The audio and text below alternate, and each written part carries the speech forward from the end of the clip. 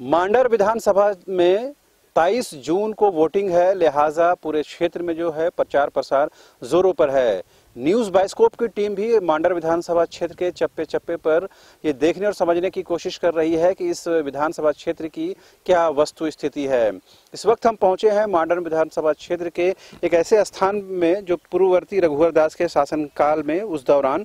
विभिन्न जिलों में विभिन्न इलाकों में डोभा बनाया गया था ताकि जो किसानों को फायदा हो सके और खास करके पानी का जो लेयर है वो बढ़ सके। तो आप देख पाएंगे तस्वीरों के माध्यम से एक बड़े आकार का डोभा यहाँ पर निर्मित किया गया है। लेकिन चूंकि अभी प्रचंड गर्मी पड़ रही है, हालांकि मानसून के आगमन भी होने वाला है, लेकिन ये जो डोभा है कमोबेश पूरी तरह से सूखा हुआ नजर आ रहा है। जाहिर सी बात है बरसात में ये जो डोभा है उसमें पानी ज्यादा होता होगा, चूंकि उसके लिए सोर्स भी बनाया गया है ताकि वो दूसरे क्षेत्र से पानी इस डोभा में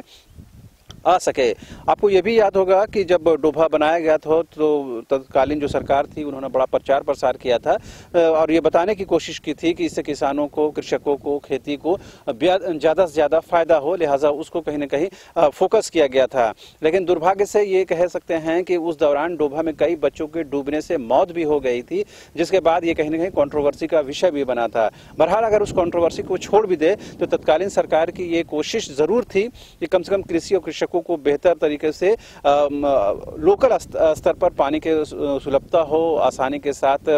कृषि के लिए पानी उपलब्ध हो, उसको लेकर के ये डोभा बनाया गया था। साथ ही पानी का लेयर हो, वाटर लेवल हो वो भी बढ़े, वो भी रिचार्ज हो।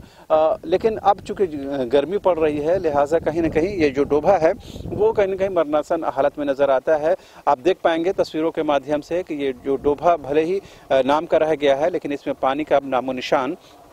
नहीं है। चूंकि आसपास लोग नहीं है, लिहाजा हम किसी से बात नहीं कर पा रहे हैं। लेकिन हमारी ये बताने की कोशिश है कि कहीं न कहीं जो सरकारें होती हैं वो कृषि और किसानों के हित को लेकर लंबे चौड़े दावे करती है, लेकिन जब ज़मीन पर उसे उतारने की कोशिश होती है और जब उसका आउटकम रिजल्ट देखा जाता है तो वो कागज़ों और फाइलों से बिल्कुल अलग नज़र आता है। अब चूँकि मांडर विधानसभा क्षेत्र में वोटिंग होनी है और बंधु तिर्की की सुपुत्री समेत और गंगोत्री कुजूर हो और जो दूसरे जो निर्दलीय उम्मीदवार हैं वो किस्मत आजमा रहे हैं। उम्मीद की जानी चाहिए कि जो भी उम्मीदवार, जो भी योग्य उम्मीदवार जीत कर आएंगे वो इस क्षेत्र के विकास के लिए, बेहतरी के लिए, किसानों के बेहतरी के लिए, कृषि के विकास के लिए काम करेंगे ताकि डोभा समेत अन्य जो उपाय किए गए हैं उसका जो फलाफल है, उसका जो लाभ है वो किसानों को मिल सके। तो हमारी बस यही कोशिश है कि मांडर विधानसभा क्षेत्र की जो बुनियादी समस्याएं हैं, लोगों के क्या रिएक्शन है, उनकी क्या मना स्थिति है, यहाँ पर क्या मूलभूत समस्याएं हैं, यहाँ के लोगों की क्या अपेक्षाएं हैं,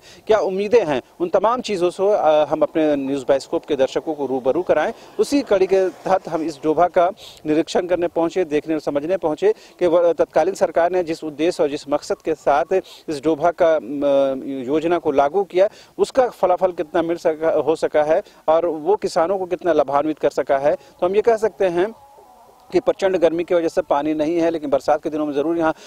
बारिश की वजह से पानी भरता होगा और इसका लाभ किसानों को मिलता होगा। लेकिन पूरे वर्ष किसानों को इसका लाभ मिले, इसकी जो योजना है उसमें कमी ज़रूर रह गई है, जिसके वजह से इस योजना को पूरी तरह से आप 100% अंक नहीं दे पाएंगे। कैमरा पर्सन हृदय के साथ रांची जिला के मांडर विधानसभा क्षेत्र से शहनवाज।